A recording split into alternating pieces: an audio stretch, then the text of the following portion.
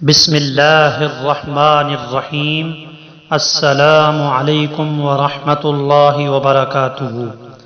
وظائف 786 چینل کے پیارے ناظرین، آپ کو چینل پر خوش آمدید کہتا ہوں۔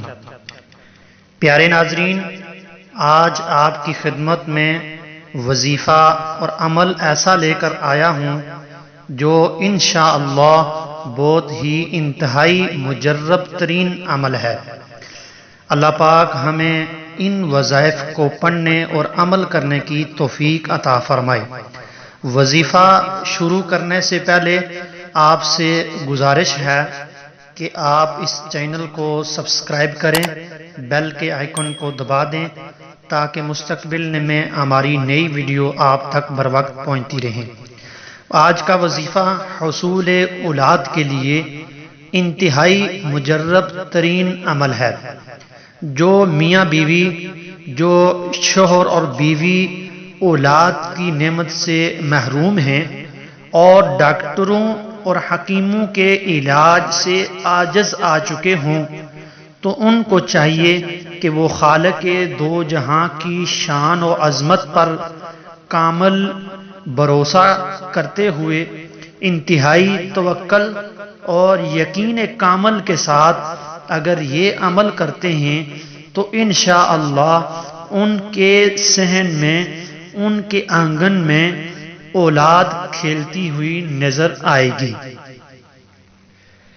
پیارے ناظرین، میاں بیوی کے لیے اولاد ایک ایسی نعمت ہے جو ان کے دلوں کا تسکین اور ان کی آخرت کے لیے بہتری کا ایک نمونہ اولاد ہے۔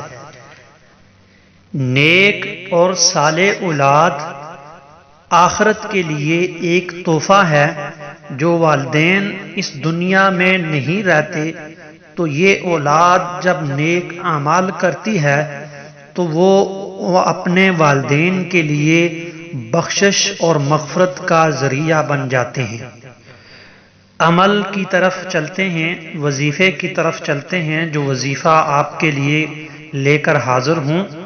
روزانہ صبح بعد از نماز فجر اور شام کو بعد از نماز مغرب آپ نے اول و آخر 11 دفعہ درود ابراہیمی پڑھنا ہے اور درمیان میں 21 مرتبہ 21 ٹائمز آپ نے سورہ سجدہ کی آیت نمبر 7 سے لے کر 9 تک، 7 سے لے کر 9 تک آپ نے ان آیات کا 2 آیات کی تلاوت کرنی ہے 21 مرتبہ۔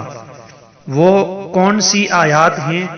تلاوت سے آپ ان کو سماعت فرمائیں۔ بسم اللہ الرحمن الرحیم۔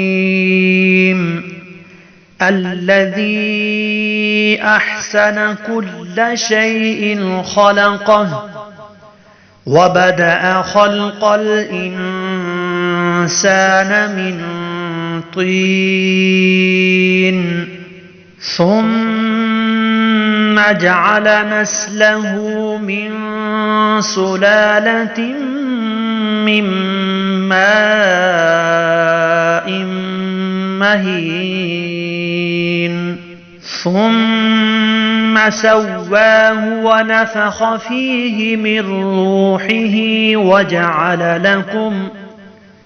وجعل لكم السمع والأبصار والأفئدة قليلا ما تشکرون۔ ان آیات کی تلاوت کریں 21 بار اور خالق کائنات اللہ سبحانہ و تعالی سے اولاد صالح پیدا ہونے کی دعا کریں۔ جب تک مراد پوری نہیں ہوتی یہ عمل جاری رکھیں۔